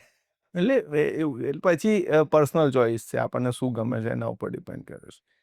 પણ એક હાઈરાઇઝ ઉપર મતલબ રહેવાની મજા પણ આવતી હોય છે, એ અલગ ફીલ છે. જે દેખાય સિટી, એના વસ્તુ શું છે કે 2 વસ્તુ છે અત્યારે. પર્ટિક્યુલર અમારા એરિયાની વાત કરું ને અત્યારે, તો હવે જગ્યા સાથેનું મકાન લેવું અત્યારે બંગલોઝ કે વિલા કહીએ તો એ થોડુંક અહીંયા ટફ થઈ ગયું છે દરેક જણ માટે. હવે શું છે કે આ એરિયામાં અમારથી બજેટેડ કશું નથી મુકાતું. બંગલોઝની વાત કરું તો બંગલોઝ અહીંયા અમે વર્કઆઉટ કરીએ તો મિનિમમ 2000 થી 3000 સ્ક્વેર ફીટમાં કરવા પડે છે. હવે સૌથી પહેલાં અમે 1100 સ્ક્વેર ફીટમાં મૂક્યા હતા, 1100 સ્ક્વેર ફીટના પ્લોટ એરિયામાં. પણ અત્યારે અમે 1100 સ્ક્વેર ફીટમાં મૂકવા જઈએ તો નિયર અબાઉટ 1.5 કે 2 CRની આસપાસ રેન્જ જતી રહે છે. અને એમાં પણ કસ્ટમરને બંગલોઝ જેવી ફીલ નથી આવતી. એમાં અમે શું કરીએ છીએ, અત્યારે જમીનની કિંમત વધી ગઈ એટલે જમીન ઓછી આપી અને કન્સ્ટ્રક્શન વધારે કરી રહ્યા છે. એટલે વન કાઇન્ડ ઓફ તમને એપાર્ટમેન્ટની જ ફીલ થઈ કે ભાઈ કન્સ્ટ્રક્શન આપે. જે જગ્યા હોવી જોઈએ કે ભાઈ આગળ આટલી જગ્યા હોય, પોતાનો નાનો ગાર્ડન હોય, એ બધું એમાં કસ્ટમર 1.5 કરોડ કે 2 કરોડ આપ્યા પછી પણ એને ફીલ નથી આવતી. એની અગેન્સ્ટમાં જ્યારે એપાર્ટમેન્ટમાં જતો રહે છે કસ્ટમર, તો લગભગ એ જ વસ્તુ એને કરોડ હાફ પ્રાઇઝમાં જ એને સારું એક ફ્લોર પર ને સારી સ્પેસ મળી જાય છે. અને બજેટ પણ હાફ થઈ જાય છે. પણ તે છતાં પણ અમે આજની તારીખે અનખોલમાં 1400 સ્ક્વેર ફૂટના પ્લોટમાં 2131ના બાંધકામ સાથે 1,11,00,000 વેચીએ છીએ, જે કોઈ નથી વેચતું, જે આ ભાવ કોઈ જગ્યાએ નથી. પણ અમે અચ્છા, એ કરંટ પ્રોજેક્ટ છે, તો એની થોડીક આપણે માહિતી આપી દો મને. કરંટ પ્રોજેક્ટમાં અત્યારે હું અહીંયાનું એક બાયલીનું કહું છું, બોગનવિલાનું મૌલિનભાઈ કહેશે ત્યાં વધારે બેસે છે. બાયલીમાં અત્યારે અમે જસ્ટ અત્યારે એક બાયલીમાં 2000 સ્ક્વેર ફીટના મિનિમમ પ્લોટમાં અને 3500 સ્ક્વેર ફીટના બિલ્ટઅપ એરિયામાં અત્યારે એક નવો પ્રોજેક્ટ મૂક્યો છે. અને ઇન્ડિવિજ્યુઅલ 4 સાઇડ ઓપન છે, સારો એવો ગાર્ડન સ્પેસ પણ આપી રહ્યા છે. લિમિટેડ 8 જ યુનિટ છે અત્યારે, અને સરાઉન્ડિંગમાં બધું જ ડેવલપ છે. સરાઉન્ડિંગમાં અમારી જ પોતાની એક ગેલેક્સી બંગલો, જી સોલિટેર 1, એવી રીતે 2 બંગલોઝની સ્કીમ છે ને એક અત્યારે આપણે જી સોલિટેર 2 મૂકી રહ્યા છે અત્યારે. એટલે લિમિટેડ યુનિટ છે. લગભગ હવે થોડા વખતમાં એકાદ મહિનામાં અમે લોન્ચિંગ પણ એનું કરી રહ્યા છે. પ્રી લોન્ચ છે અત્યારે, અને બસ બધું ચાલી રહ્યું. અને એટલે મારા જેવા અફવાદને છોડીને જેને ડુપ્લેક્સ ત્રિપ્લેક્સ ગમતા હોય એના માટે અમે લોકોએ અનખોલમાં જે પ્રોજેક્ટ લાવ્યા છીએ એમાં એવું છે કે મિડલ ક્લાસ ને હાયર મિડલ ક્લાસ માટે જે ત્રિપ્લેક્સ તો એક સપનું થવા જઈ રહ્યું છે આગળ જતાં, જે અત્યારે એ લોકો ફૂલફિલ કરી શકે છે, જે ફક્ત મેં કીધું એ પ્રમાણેની પ્રાઇસ રેન્જ 1,11,00,000ની સાથે આ સાઇઝના પ્લોટમાં આ સાઇઝનું કન્સ્ટ્રક્શન કે નથી ટોટલ કેટલા યુનિટ હશે? 72 યુનિટ છે તો 72 યુનિટ. અને શું વિથ ઓલ એમ્યુનિટીઝ. યસ 72 યુનિટમાં અમે લોકો 25,000 સ્ક્વેર ફીટમાં તો ખાલી કોમન એમ્યુનિટીઝ કરી રહ્યા છીએ એવું છે. ઇવન ત્યાં આગળ અમે પ્રોજેક્ટનું તમે આખું જોશો ને, સરાઉન્ડ આખું એરિયલ વ્યૂ જોઈએ તો હાર્ડલી 30-35% જ બાંધકામ છે. બાકી 70% તમને મેઇન રોડ આપણે આખો 9 મીટરનો આપ્યો છે. પ્લસ 2 મકાનની વચ્ચે મિનિમમ તમને 10 ફૂટ જગ્યા, એ તો ખાલી નાના 5 ફૂટ જેટલા પોર્શનમાં જે દાદરવાળો પોર્શન છે. આગળ તમને 20 ફૂટ જગ્યા 2 મકાનની વચ્ચે, અને બેક સાઈડમાં 15 ફૂટ જગ્યા. એટલે તમને એટલે 3 સાઇડ ઓપન, રિયલમાં 3 સાઇડ થ્રી ઓપન. સાઈડ ઓપનનો, અને ઘણો સારો પ્રોજેક્ટ છે ત્યાં. અને સરાઉન્ડિંગ પણ બહુ સારું છે. એક બાજુ સ્પોર્ટ્સ કોમ્પ્લેક્સ છે, ફ્રન્ટ અને બેક સાઈડમાં 18 મીટરના રોડ છે, અને બીજી એક બાજુ પણ આખો બંગલોઝનો જ પ્રોજેક્ટ છે. એટલે સરાઉન્ડિંગ પણ બહુ સરસ છે. ઇવન કનેક્ટિવિટી પણ નેશનલ હાઈવે નંબર 8થી હાર્ડલી 1 કિલોમીટર એટલે વાઘોડિયા ચોકડીથી exact 1.5 kilometre, kilometre exact 1.5 kilometre Waghodia. અને અનખોલ જે આપણે અત્યારે ભાઈ વેસ્ટની વાત કરીએ છીએ કે ભાઈ સેવાસી જેવી રીતે એરિયા ડેવલપ થઈ મોસ્ટ ડેવલપ થઈ રહ્યું. એવું જ સેમ અત્યારે અનખોલનું છે. ત્યાં આગળ ઘણો સારો એરિયા ડેવલપ થઈ રહ્યો છે ત્યાં આગળ, અને લોકાલિટી ઓલમોસ્ટ આ લેવલની ત્યાં અત્યારે આવી રહી છે. જે તમને ના કીધું કે જે સારામાં સારી પબ્લિક આવી રહી છે ત્યાં, રૂરલમાં પણ ઘણા લોકો છે એવા કે જેમની સારી સારી ખેતી હોય, સારા બિઝનેસ કરતા હોય, પણ છોકરાઓને સ્ટડી કરવા માટે જે વડોદરા કે મૂવ થતા હોય, તો ઓલમોસ્ટ એ જ બધી લોકાલિટી ત્યાં આગળ અત્યારે આવી રહી છે. ઓકે, તો અત્યારે આપણે કરંટ 2 પ્રોજેક્ટ ચાલી રહ્યા છે, રાઈટ. હવે મને બરોડા વિશે આપણે થોડી બીજી વાત કરી લઈએ, પણ રિયલ એસ્ટેટના રિયલ એસ્ટેટ થોડી અલગ વાત, સિવાયની વાત. હા, મારું છે ને થોડું શોર્ટ છે, હું જલ્દી ભૂલી જાઉં છું. એટલે મને બરોડા તમને કેમ ગમે છે સૌથી પહેલાં એ કે તમને અહીંયાની કઈ વસ્તુ છે જે કેચ કરે કે ભાઈ અહીંયા તો આ વસ્તુ? હું બેઝિકલી છે ને, મેં કીધું એ પ્રમાણે કે હું જન્મથી મુંબઈનો, અને આમ મારું નેટિવ લુણાવાડા, અને મેં 2002માં કોલેજ માટે હું બરોડા શિફ્ટ થયો. અને એટલે એ નક્કી જ હતું પહેલેથી જ કે ભાઈ આપણે બરોડા જ જવું છે, કારણ કે પહેલેથી શાંતિ જેને ગમતી હોય, જેને કકરાટ ના જોતું, એ બરોડા સિલેક્ટ કરે. એટલે ઓપ્શન ઘણા બધા હતા, અમદાવાદ બી હતું, સુરત બી હતું, રાજકોટ, ઘણા બધા ઓપ્શન હતા, પણ બરોડા પહેલેથી સિલેક્ટ કર્યું ભાઈ આપણે અહીંયા જ ડેવલપ થવું છે અને ડેવલપ કરવું છે, બસ 2 વસ્તુ. બરોડા માન લો કે ભાઈ તમને એકદમ શાંતિ જોઈતી હોય ને કોઈ રાત્રે કોઈ એવી જગ્યાએ તમે જવા માંગતા હોય તો ઘણી બધી જગ્યાઓ છે યાર. આમ જોવા જાવ તો મને તો મારું ઘર જ સૌથી શાંતિ લાગે, રાત પડે કે ભાઈ આરામથી બેસાય. બાકી તો ઘણી બધી જગ્યા છે વડોદરામાં, જે ઇવન આપણું મહીસાગર નદીના કિનારે જે આપણું કયું રિવરનું પેલું બનાવ્યું છે આ લોકોએ, જ્યાં રાફ્ટિંગ બી થાય છે, સિંધરોડ વાળો એરિયા, યસ, કોટના બીચ. એટલે ત્યાં ઇવનિંગમાં તમે જાઓ તો યસ, બહુ મસ્ત એરિયા છે. ત્યાં રિવર ક્રાફ્ટિંગ ને હા, નેચરથી એકદમ ઘેરાયેલું. ઇવન સરસ. તમારે નાઇટ સ્ટે આઉટ કરવું હોય તો પણ ત્યાં આગળ ટેન્ટમાં તમને નાઇટમાં બી સ્ટે આઉટ કરાવે છે. અને અહીંથી એવા બરોડાની સરાઉન્ડિંગમાં ઘણા બધા એરિયા પણ એવા છે. પાવાગઢ જોઈ લો તમે, તો પાવાગઢ મજા આવી જાય. તમે વડોદરાનો સારાંશ એટલે વડોદરામાં કહેવાય ને કે અફોર્ડેબલ અને નિયરેસ્ટ ગેટવે અત્યારે અમારો પંચમહાલ, એટલે ત્યાં આગળ પાવાગઢ આવી ગયું, પછી શિવરાજપુર, જાંબુઘોડા, ત્યાં ઘણા બધા લોકો રૂટીનમાં એક જાય છે. આખો સાહેબ ફોરેસ્ટ એરિયા છે બધો, એટલે ત્યાં નાના નાના સ્થળ પણ એટલા છે ને. ઇવન અત્યારે જે છેલ્લા પાસ્ટ લગભગ 4-5 વર્ષમાં સારા સારા રિસોર્ટ પણ ત્યાં બની ગયા છે. અને ઇવન અત્યારે રિસોર્ટ તો પ્રાઇવેટ થયા, ઇવન ફોરેસ્ટ ડિપાર્ટમેન્ટે પણ આખા એમને જગ્યાઓ ડેવલપ કરી હા છે. જગ્યાઓ પોતાની- હા. એટલે ઇકો ટુરિઝમ ઇકો ટુરિઝમ એટલે એક શું છે, આખા જંગલમાં ઇકો ટુરિઝમ સેન્ટરો બધા બનાવ્યા છે. એટલે નજીકનો સારામાં સારો વીકેન્ડ ગેટવે આપણે જોઈએ ને તો બેસ્ટ છે કે તમને ઘણો સારો મેં statue of unity, statue of unity જે સૌથી સારી કનેક્ટિવિટી બરોડાથી છે.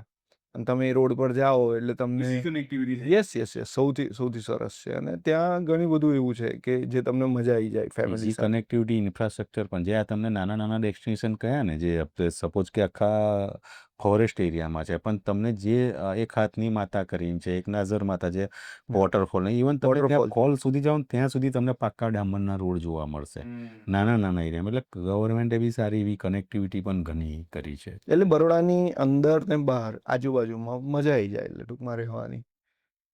બીજી ફૂડની થોડી રિલેટેડ વાત કરીએ કે ફૂડ તમને અહીંયા શું ભાવે બરોડાનું? એટલે બરોડાનું ફૂડ તો એવું છે કે કે માન લો આપણે 3 ટાઈમની વાત કરીએ, મોર્નિંગમાં ઘરે નથી બન્યું તો તમે ક્યાં જાઓ સૌથી પહેલાં? એટલે એવું છે કે બરોડામાં છે ને અમારું બરોડામાં જે 2-3 વર્ષ બી રહી ગયો ને, અને પછી એનું બ્લડ ચેક કરાવો ને તો અંદરથી સેવસળ નીકળે છે. એવું છે. એટલે સેવસળ એ અમારી બેઝિક આઈટમ છે. જે આમ જે સુરતનો લોચો છે, રાઈટ? લોચો જ છે ને સુરતનો? હા, એ રીતે અમારી અહીંયા બરોડામાં સેવસળ ટોપ, પછી જગદીશની ભાખરવડી, પછી કૃષ્ણાનું જેવું વાત થઈ એ પ્રમાણે પેલું ભજીયા ઉસળ અને ચટાકો. એ ચટાકો મને સમજાવો, થોડું ચટાકો છે શું? ખવડાવું, સમજાવું એના કરતાં ખવડાવું એ આગળ પડે સમજાવવા કરતાં. ચટાકોમાં શું છે કે પત્તરવેલના પાના આવે ને એને સ્પાઇસી વઘાર્યા હોય, અને પછી એમાં થોડુંક લસણની ચટણી ને એવી રીતે એની થોડી ગ્રેવી હોય છે, અને એમાં પછી છાશ નાખીને આપે છે, થોડુંક એની સ્પાઇસને બેલેન્સ કરવા માટે. અને એ નાની ડીશ હોય છે, બહુ સરસ હોય છે. જે સ્પાઇસી ખાવાના શોખીન હોય એના માટે બહુ સરસ વસ્તુ છે. અને આઈ થિંક સિટીમાં હતું અત્યાર સુધી વર્ષોથી, એટલે ઘણા લોકો જે અહીંના જૂના લોકો બહુ જૂનું. પરિચિત હશે બધા, અને હવે થોડુંક બહાર પણ આવી ગયું. City- બહાર આવ્યા પછી હવે થોડુંક પથ્થર ગેટ કહેવાય, અને સાયકલ બજાર ત્યાં સૌથી જૂનું જૂનું. ઇવન તમે આઈસ્ક્રીમમાં જોવા જાઓ તો અમારો સત્યનારાયણનો આઈસ્ક્રીમ સમ્રાટ, જે બહુ જૂના, હજુ બી એવા ને એવા જ ચાલે છે. સેમ ટેસ્ટ, કોઈ ફરક નહીં. સમ્રાટ સિટીની જે પ્રોપર વડોદરા શું હતું કે બહાર તો બધું હમણાં ડેવલપ થયું, જે સારી સારી ફેમસ આઈટમો હતી ને એ બધી પહેલા સિટીમાં જ હતી. પછી અમારે અહીંયા ભાઈની દાબેલી, ભાઈની દાબેલી એ બી બહુ ફેમસ છે. પછી ટેસ્ટીના તમે પેલું વચ્ચે કીધું ને પેલું શું ભજીયા ઉસળ, ભજીયા ઉસળ? જેવું સેવ ઉસળ એ ટાઈપનું ભજીયા ઉસળ. એમાં સેવસરના રસામાં ભજીયા નાખેલા હોય, હા. પણ રસામાં તરીનું લેવલ ને આ તે બધું થોડુંક વધારે હોય છે, એટલે એક પણ એકદમ સ્પાઇસી આઈટમ છે. અને બહુ સારી ને જે કહેવાય ને કે અમારા કરતાં એક પેઢી જે સૌથી વધારે એ કરતી હતી એ અમારું પૂના મિસળ. હા, પૂના મિસળ, જે બહુ પ્રખ્યાત. ના, મિસળ પાઉં અને પૂના મિસળ, જે બરોડાનું પૂના મિસળ જે આખું અલગ છે. એટલે જે ટિપિકલ જે પૂના મિસળ છે ને એના કરતાં આખું અલગ છે. એટલે એ બી એકવાર સર્વિંગ કરતા હતા એ લગભગ કહેવાય ને કે લગભગ 60-70 વર્ષથી. હા હા. એટલે ઘણી બધી આઈટમો છે યાર. એટલે તને બધા ખવડાવીશું તો વધારે. Sure sure sure. તો કેવું લાગ્યું સર પોડકાસ્ટમાં? સરસ, મસ્ત એકદમ. કે મારું સૌથી પહેલાં એ જ પહેલ હતી કે બરોડામાં કંઈક ઓડિયન્સને રિયલ એસ્ટેટ વિશે કંઈક નોલેજેબલ કન્ટેન્ટ આપણે પ્રોવાઈડ કરીએ. અને અમે લોકો કેવું છે કે એકદમ બેઝિક લોકો છીએ, ટિપિકલ લોકો છીએ, એટલે તમને જે બી વાત કરીએ ને એ બધી જે નેચરલ જે છે ને એ જ કરવાની વાત કે આ જ છે વાત. એવું છે. ને મને પણ ખરેખર મજા આવી તમારી સાથે વાતચીત કરીને. તો મળીએ ફરીથી એક વખત પોડકાસ્ટ કરીશું.